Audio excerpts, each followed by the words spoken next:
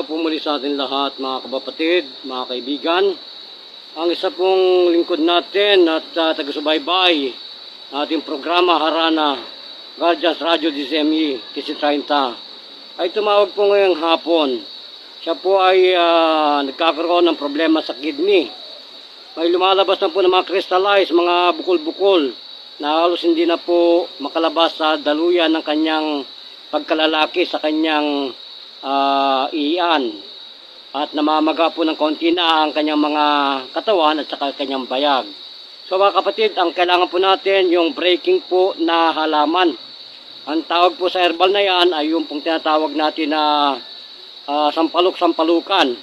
Lagyan ng kaunting bugnay kung meron yung green na bunga, hinog, o yung po talagang halos sa tutuyo na buto ng bugnay.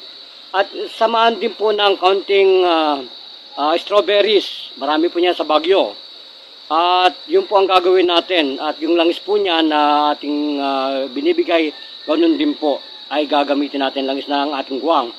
At ang ating pong orasyon na yan, ay ito po yan, pagpasabog po ng bukol.